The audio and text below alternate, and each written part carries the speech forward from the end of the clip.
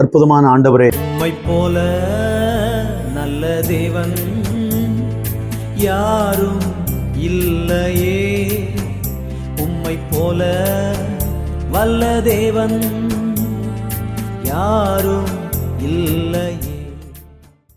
பேசுகிறோம் என்று சொல்லுகிற நாங்கள் கசப்போடு வாழ்கிறோமே ஆண்டவரே, எங்களால் ஆண்டவரே இந்த கசப்பை மேற்கொள்ள முடியவில்லையே.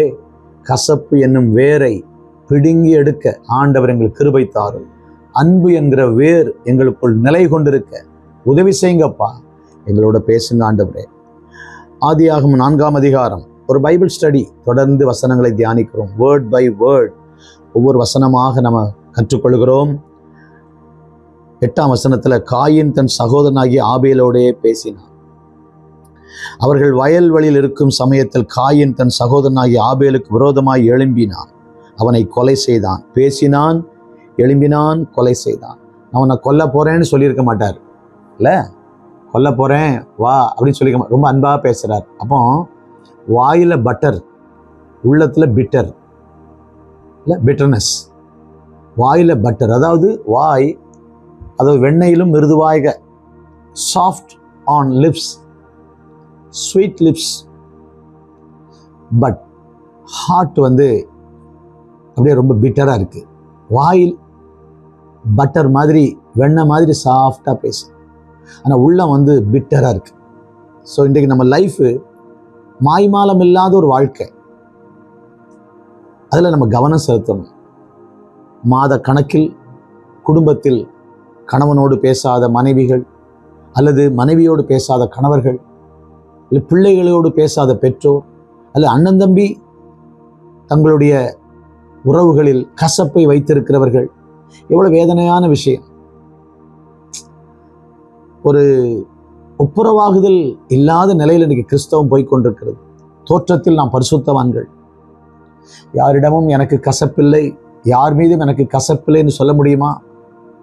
நான் சிறு பருவத்தில் நல்ல ஒரு ஆவிக்குரிய சபை என்று சத்தியத்தை சொல்லிக் கொடுக்குற சபைக்கு போவோம். இப்போ வருஷத்துக்கு ஒரு முறை ஒரு கன்வென்ஷன் நடக்கும். கன்வென்ஷன் நடந்து முடியும் போது ஒரு கம்யூனியன் இருக்கும்.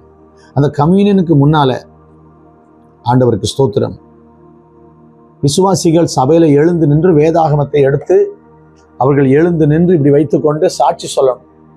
நான் இந்த கர்த்தருடைய ராபோஜனத்துக்கு ஆயத்தமாயிருக்கிறேன், இங்க இருக்கிற யார் மீதும் எனக்கு மனஸ்தாபம் இல்லை, எல்லாரோடும் நல் மனசாட்சியோடு இருக்கிறேன், எல்லாரோடும் ஒப்புரவாயிருக்கிறேன் என்று சாட்சி சொல்லிவிட்டு அவர்கள் உட்கார வேண்டும். அப்படி சொன்னா தான் கம்யூன் எடுப்பாங்க, கொடுப்பாங்க. அப்படி சொல்லிட்டு எடுப்பாங்க, அப்படி சொன்னா தான் கொடுப்பாங்க. ஆனாலும் அது முடிஞ்ச பிறகு நான் பார்த்துருக்கிறேன், பலர்கிட்ட பேச மாட்டாங்க, ஒரே சண்டை. ஆண்டவருக்கு மகிமை உண்டாவதாக. நம்ம அப்படி இருக்கக்கூடாது என்பதற்காக சொல்லுகிறேன். காயினை போல இருக்க வேண்டாம். அவன் உதடுகள் மிருதுவானவைகள், அவனுடைய உள்ளம் முள்ளு போல. He was very soft on his lips. ஒரு சகோதரியிட பேசிக் கொண்டிருந்தேன். என்னுடைய தகப்பனார், என்னுடைய தாயாரெல்லாம் ரட்சிக்கப்படலை பாஸ்டர், அவங்க ரட்சிக்கப்படணும்னு ஜெபம் பண்ணுங்க அப்படின்னு சொன்னாங்க. ஆனால் பல இக்கட்டு வழியாய் கடந்து போனாலும் ஆண்டவர் என் கூட இருக்கிறாரு, என்னை நடத்துகிறாரு. எங்கள் அப்பா ரட்சிக்கப்படாத காரணம், எங்கள் அப்பா ஒரு கிறிஸ்தவ நிறுவனத்தில் வேலை செய்தார். ஆனால் அங்கே நடக்கிற காரியங்களெல்லாம் பார்த்து என் அப்பா எனக்கு சொன்னார், they are so sweet on their lips. உதட்டில் அவங்க ரொம்ப இனிமையாக இருப்பாங்க, சாஃப்ட், ஆனால் உள்ளத்தில் they are hypocrites. அவங்க உள்ளத்தில் வேற மாதிரி இருக்காங்க, அவங்கள நம்பாதமான்னு எங்கள் அப்பா சொல்லுவார். ஸோ கிறிஸ்தவர்கள் அநேகர் கிறிஸ்தவர்களாய் மாறுவதற்கு நாம் இடையூறாக இருக்கிறோம், பிகாஸ் ஆஃப் அவர் ஹிப்போக்ரஸி, நம்முடைய மாய்மாலம். அன்பானுகளே, அவன் பேசினான், ரொம்ப சாஃப்டா அன்பா பேசுகிற மாதிரி ஆடு மேய்க்கிற இடத்துக்கு போயிட்டான், பிரதர்கிட்ட ரொம்ப பாசமாக பேசுகிற மாதிரி. ஆனால் அன்றைக்கு அவன் கொலை செய்ய போகிறான். அவனுடைய உதடுகள் மிக இனிமையாய் பேசியிருக்கும். இல்லை நான் எனக்கு உன்னை கொன்றுவேன்னா ஆபேல் அங்கே இருந்திருப்பாரா? பேசினான், அப்புறம் அவனுக்கு விரோதமாக எழும்பினான், அவனை கொலை செய்தான். யோசித்து பாருங்க. கர்த்தருக்கு ஸ்தோத்திரம். அதனால யாதொரு கசப்பான வேர் எழும்பி கலக்கம் உண்டாக்குவதற்கு நம்ம காரணமாக இருக்கக்கூடாது அப்படின்னு வாசிக்கிறோம். எபிரேயர் 12:15, ஒருவனும் தேவனுடைய கிருபை இழந்து போகாதபடிக்கும் யாதொரு கசப்பான வேர் முளைத்தெழும்பி கலக்கம் உண்டாக்குகிறதுனால் அநேகர் தீட்டுப்படாதபடிக்கும் எச்சரிக்கையாயிருங்கள். இந்த கசப்பு வந்தாலே கலக்கம்தான். களிப்பு வராது. கசப்பு வந்துட்டாலே கலக்கம், சண்டை, எதுக்கெடுத்தாலும் உங்களுக்கு பிரச்சனையாக தான் தெரியும். ஒருத்தரை தள்ளி உட்காருங்கனாலே பிரச்சனை. ஒரு அம்மாவும் ஒரு மகளும் ஆலயத்துக்கு வந்தார்கள். இப்போ ஆண்கள் பக்கத்தில் சில நாற்காலிகள், பெண்கள் பக்கத்தில் சில நாற்காலிகள். ஆண்கள் பக்கத்தில் உட்கார்ந்திருந்தார்கள். ஸோ சில நாற்காலிகள். ஸோ இந்த பக்கம் உட்காருங்கம்மான்னு நான் போய் சொன்னேன், இப்படி உட்காருங்கம்மா, இது ஆண்கள் பக்கம் உட்காருவாங்க. அந்த ஒரு வார்த்தை அந்த அம்மாவால் தாங்க முடியலை. மிக கோபமாய் மகளை அழைத்து கொண்டு உடனே வெளியே போய்விட்டார்கள். எனக்கு புரியவே இல்லை. ஆண்டவரே, ஒரு சின்ன ஒரு காரியம் தானே சொன்னேன், இந்த பக்கம் உட்காருங்கம்மான்னு இதே டோனில் தான் சொன்னேன். அதை கூட அவர்கள் சகிக்க முடியவில்லை. மனது எப்படி இருக்குது பாருங்கள்.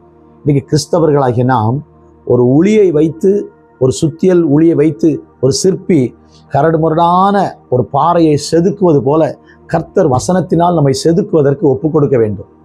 நம்ம ஒரு ஷேப்புக்கு வரணும், அவர் விரும்புகிற சாயலுக்கு வரணும், அதற்கு நம்மை அர்ப்பணிக்கணும். வெளியில மட்டும் நம்ம வந்தா போதாது, உள்ளத்துல வரணும். கசப்பான வேர் இன்றைக்கு உங்களுக்கு உண்டா? நீங்கள் ஒப்புரவாக வேண்டிய நபர் உண்டா? 10 லட்சம் ரூபாய் காணிக்கையை நீங்க கொண்டு வந்தால் ஆண்டவர் சொல்றாரு, முன்பு உன் காணிக்கையை அங்க பலிபீடத்து பக்கத்துல வச்சுட்டு போ. ஏன்? உன் சகோதரனுக்கு உன் பேர குறை இருக்கு, ஏதோ அவன் வருத்தத்துல இருக்கிறான், போய் முன்பு ஒப்புரவாகி பின்பு உன் காணிக்கையை செலுத்து. வெளியில ஆண்டவருக்கு ஸ்தோத்திரம், we are so soft and sweet, ரொம்ப சாஃப்டா இருக்கிறோம், ஸ்வீட்டா இருக்கிறோம். ஆனால் உள்ளத்துல வஞ்சகம், அந்த மாய்மாலம் வேண்டாம். இன்றைக்கு மாய்மாலம் இல்லாத ஒரு வாழ்க்கை வாழ்வோமாக. கர்த்தர் அதைத்தான் நம்மிடத்தில் எதிர்பார்க்கிறார். அதே நேரத்தில் ஆண்டவருக்கு ஸ்தோத்திரம், நாம் எபேசியர்ல வாசிக்கும் போது கர்த்தருக்கு ஸ்தோத்திரம் 3ஆம் அதிகாரம் 17ஆம் வசனத்துல, நீங்கள் அன்பிலே வேரூன்றி நிலை பெற்றவர்களாகி, இங்க அன்புல வேர் ஊன்றுங்கிறாரு, அங்க கசப்பு என்கிற வேர் வேண்டாங்கிறார். எபிரேயர்ல இன்னைக்கு நம்ம வாழ்க்கையில அன்பு என்கிற வேர் உள்ள இருந்தா அன்பு என்பது வெளியே வரும். யோசிச்சு பாருங்க, வேர் நல்லதா இருக்கும், வேர் கெட்டதுன்னா மரமும் கெட்டதா இருக்கும். அப்ப நம்ம வாழ்க்கையில இன்றைக்கு ஆண்டவர் விரும்புகிற அந்தரங்க வாழ்க்கை, இன்னர் லைஃப்ல சரியா இருக்கிறோமா? ஆண்டவர் ரொம்ப நம்ம வாழ்க்கையில இன்னர் லைஃப் பற்றி தான் பேசுறாரு, ரொம்ப கவனிக்கணும். ஆண்டவருக்கு ஸ்தோத்திரம். கர்த்தர் கிருபை தருவாராக. யார் மேலேயாவது நமக்கு கசப்பு இருக்கா? இல்லை, அது இயேசுவை சந்திச்ச உடனே சகேயு, ஆண்டவரே, நான் எவனிடத்திலாகிலும் அநியாயமா வாங்கியிருந்தா எதை செட்ரைட் பண்ணுறேன் ஆண்டவர்னு சொன்னார். பார்த்தீங்களா? அதுதான் இன்னைக்கு நமக்கு வரல, நம்ம வாழ்க்கையில் இல்லை. நம்ம சாரின்னு கேட்க வேண்டிய ஆட்கள் எத்தனை பேர் இருக்காங்க. ஐம் சாரி, மன்னிச்சிருங்க. நாம் திருப்பி கொடுக்க வேண்டிய பொருட்கள் இருக்கிறதா? சிலருடைய பொருட்கள் நம்மிடத்தில் இருக்கிறதா? நாம் எடுத்த பொருட்கள் அவர்கள் கேட்கவில்லை என்று வைத்திருக்கிறோமா? நமக்கு தெரியுது. அப்படிப்பட்ட நிலையில நாம் இருந்தால் ஒப்புரவாக வேண்டும், சரிப்படுத்த வேண்டும். கசப்பு வேண்டாம். அன்பாக பேசி வயல்வெளிக்கு கூட்டிக் கொண்டு போய் அவனுக்கு விரோதமாய் எழும்பி கொலை செய்தான் என்று பார்க்கிறோம். முதல் கொலைகாரன், உலகத்துக்கே ஆசீர்வாதமாய் இருக்க வேண்டிய அந்த காயின் முதல் கொலைகாரனாய் மாறினான். காரணம் உள்ளத்தில் கசப்பு, உள்ளத்தில் கசப்பு. ஆண்டவரே, இந்த மாய்மாலத்துக்கு எங்களை விலக்கி காத்து கொள்ளுங்கப்பா. கசப்பு என்கிற வேரை பிடுங்கி போட கிருபை தாங்க. அன்பு என்கிற வேர் எங்களுக்குள்ள வரட்டும். நாங்கள் எல்லாரையும் நேசிக்கிறவர்களாய் மாறணும் ஆண்டவரே. எல்லாருமே அன்பு காட்டணும் ஆண்டவரே. அப்படிங்கிற கிருபையை தாங்க. தேவனையும் நேசிக்கணும், மனிதனை நேசிக்கணும். அதுதானே சிலுவை. ஆண்டவரே, love God and love man. தேவனையும் சரியா நேசிக்கணும், மனிதனையும் சரியா நேசிக்கணும். கண்ட சகோதரிடத்தில் அன்பு கூறாவிட்டால் நாங்கள் காணாத தேவனிடத்தில் எப்படி அன்பு கூற முடியும்? எங்கள் இருதயத்தை சரிப்படுத்த கிருபை தார். கசப்பான வேர் பிடுங்கப்படட்டும், அன்பு என்கிற வேர் எங்களுக்குள் வேரூன்றட்டும். நீங்க விரும்புகிற ஒரு வாழ்க்கை எங்களுக்குள் வரட்டும். எங்களை அர்ப்பணிக்கிறோம். உமக்கே மகிமை, உமக்கே கனம். இயேசுவின் நாமத்தில் பிதாவே, ஆமேன். கர்த்தர் உங்களை ஆசீர்வதிப்பாராக. நாளைய தினம் உபவாச ஜெபம், சபையில வேதமும் பாதமும் கேளுங்க. காலை 10 மணிக்கு லைவ். ஞாயிற்றுக்கிழமை காலை ஆராதனைகள் எங்கள் சபையில. 3ஆம் ஆராதனை 9 மணி ஆராதனை லைவ். பாருங்கள், இணைந்து கொள்ளுங்கள், எங்களுக்காய் ஜெபியுங்கள். God bless you. Thank you.